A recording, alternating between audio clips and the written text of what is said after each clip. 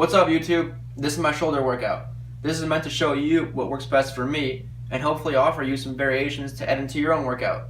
Let's cut to the chase and hit the first exercise.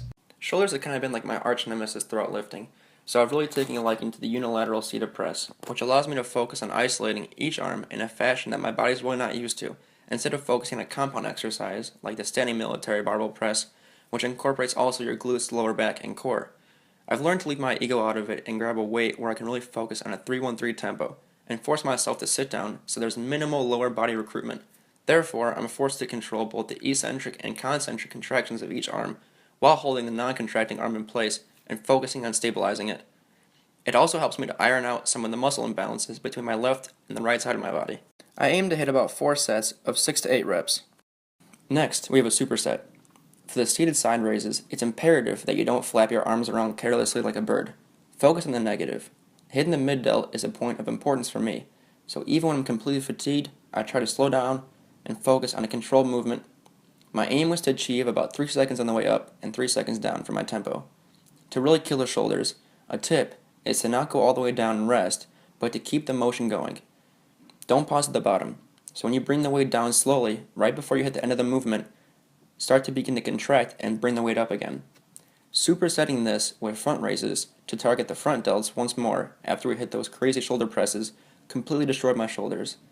I ended up going to failure on each set, and in total I did about 3 sets for 10 to 12 reps each exercise. Next, we have the bent over flies. This you can do for 3 to 4 sets depending on how really fatigued you are.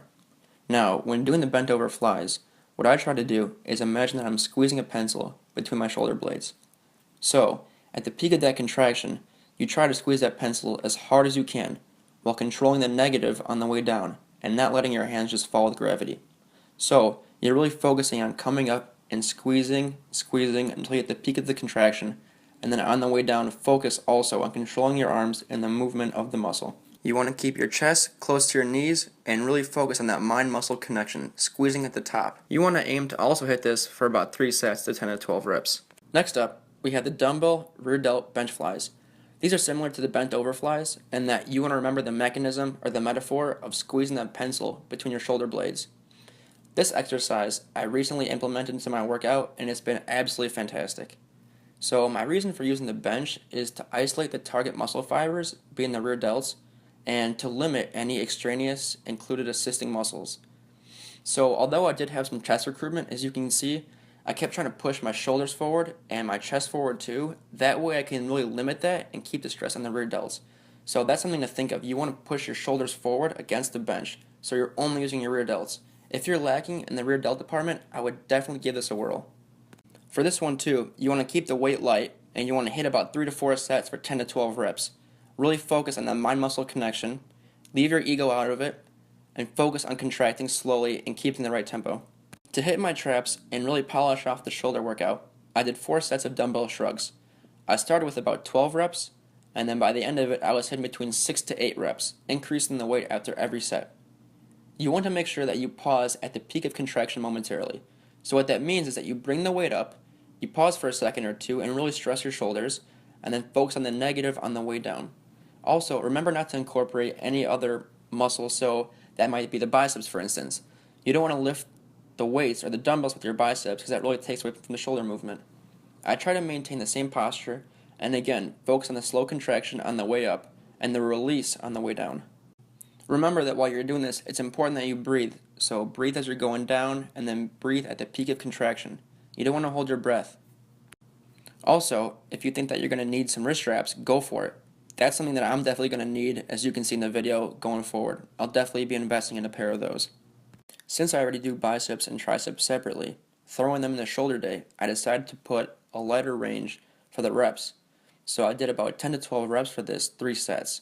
That way I'm not killing myself with 6 to 8 reps, or even less than that, before I really hit triceps or biceps on their own days. Alright, so I did add some arms at the end of shoulder day. Kill me.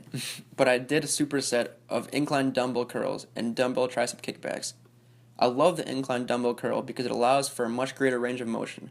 It really forces me to grab a lighter weight, whether I'm going alternating or both hands together, and really feel a difference opposed to traditional barbell curls, where you're using both hands at once, and focusing on the barbell movement rather than, alternating with 2 dumbbells.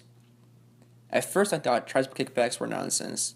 I would do them continually, standing, one knee on the bench, both arms, one arm, but what really did it for me was using the incline bench, essentially limiting all other muscle groups but the triceps. I was able to seriously feel the burn and understand what the true benefit of the exercise was. So if you haven't used an incline bench for tricep kickbacks, I highly recommend it.